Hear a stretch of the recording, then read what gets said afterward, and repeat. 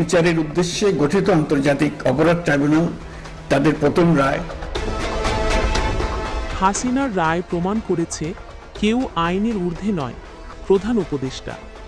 প্রধান উপদেষ্টা professor doctor Mohammad Yunus বলেন, ক্ষমতাচ্যুত পলাতক প্রধানমন্ত্রী শেখ হাসিনা ও তার সহযোগীদের বিরুদ্ধে আদালতের দণ্ডাদেশ প্রমাণ করেছে যে ক্ষমতার অবস্থান যাই হোক, আইনের ঊর্ধ্বে কেউ নয়। আজ এক বিবৃতিতে প্রধান উপদেষ্টা এ মন্তব্য করেন।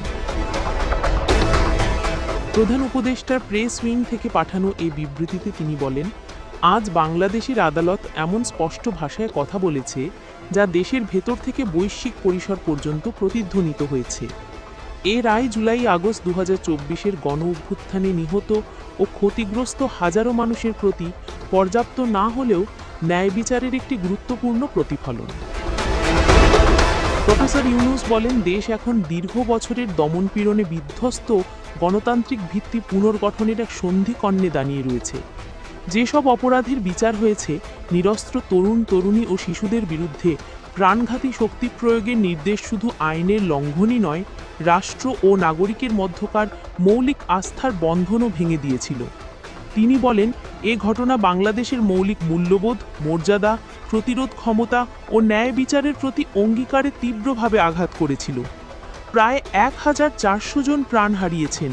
তারা কেবল কোনো সংখ্যা ছিলেন না, ছিলেন ছাত্রছাত্রী, বাবা মা ও অধিকার সম্পন্ন নাগরিক, যোগ করেন।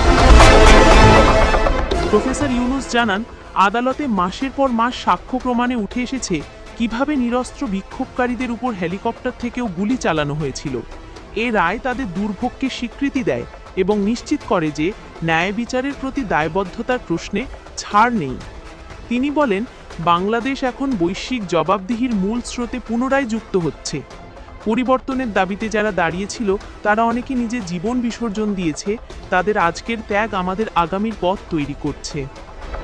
প্রধান উপদেষ্টা বলেন, শুধু আইনি জবাবদিহি নয়, রাষ্ট্রীয় প্রতিষ্ঠান ও নাগরিকের মধ্যে আস্থা পুনর্গঠনও এখন জরুরি।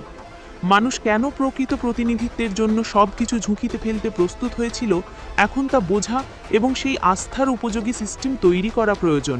তিনি বলেন, আজকের রায় সেই যাত্রার একটি গুরুত্বপূর্ণ পদক্ষেপ।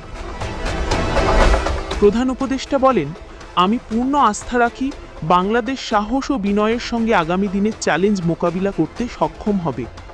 আইনের শাসন, মানবাধিকার এবং প্রতিটি মানুষের সম্ভাবনার প্রতি প্রতিশ্রুতিবদ্ধ থাকলে বাংলাদেশে ন্যায় বিচার শুধু টিকেই থাকবে না, বরং বিজয়ী হবে এবং তা স্থায়ী হবে বলেও তিনি উল্লেখ করেন।